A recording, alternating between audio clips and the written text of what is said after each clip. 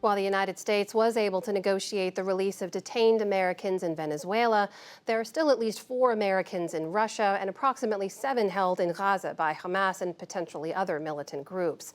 The U.S. government's point person working to get them all home is Roger Carstens, the special presidential envoy for hostage affairs. Ambassador Carstens, welcome back. Anna, thanks for having me tonight. So I want to begin in Gaza, and I know what is a multi-agency effort to bring home those Americans held in Gaza.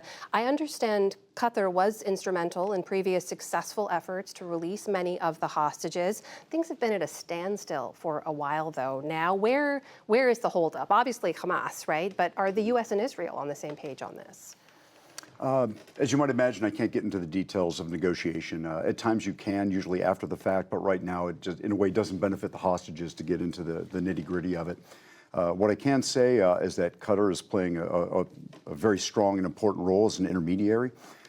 There are times when, of course, the United States does not really have entree into some of the negotiating groups, and this is a case where Qatar has really been able to bring its gravitas in the region to bear.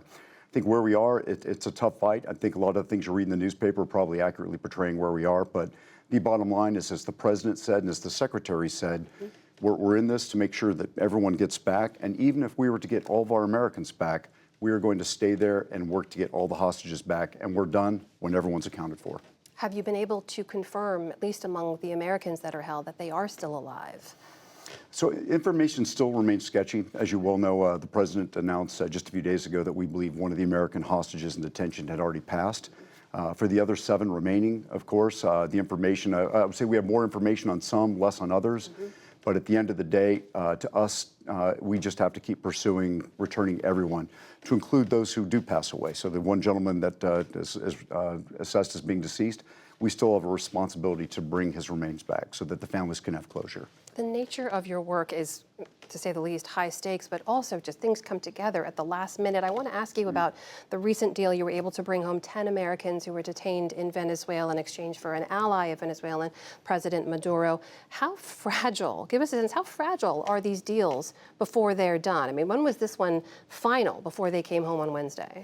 To just answer directly, they're always very fragile. There comes a time when, even though we try to give families a sense of what's happening during the discussions, there comes a time we tell the families, like, we just can't talk about it anymore because it seems to get to that point where everything hangs on a thread. And that if there's one leak, if there's one false tweak, the other side may actually decide to collapse the negotiation. On this one, we had some details to work out. A lot of good work was done by the United States, particularly by the White House and the people at the State Department and Western Hemisphere Affairs. But I think we got to the point where we just had to fine-tune a few things. And as a result, on the 20th, we spent about 4 or 5 hours on a very hot airplane tarmac. You can picture 6 airplanes with their engines continually running. No one's shut down for 6 hours.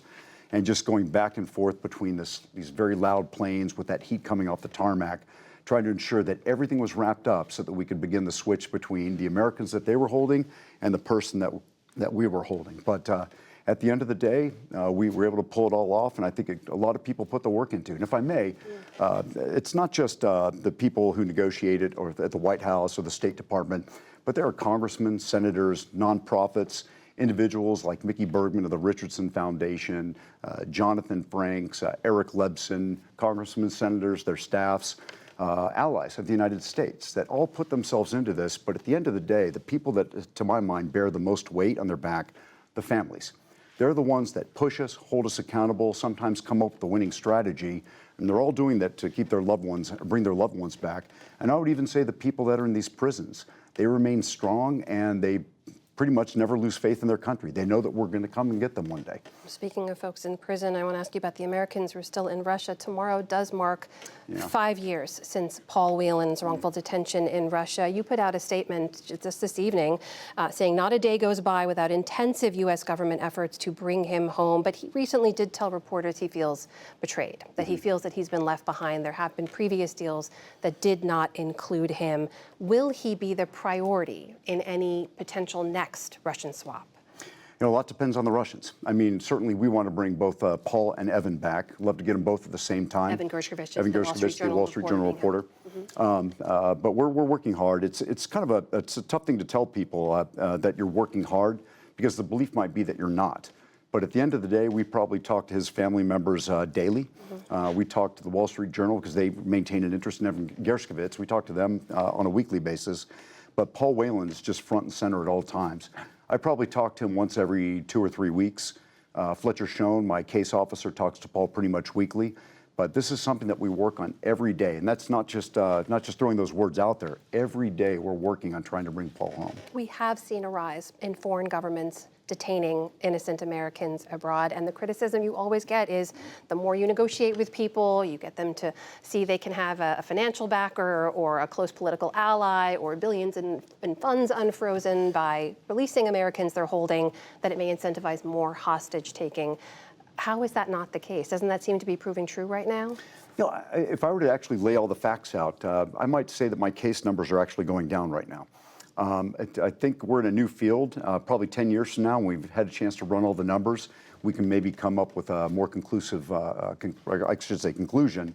But right now, my numbers are not necessarily going up. If they're steady state or going down, I would say that would be accurate.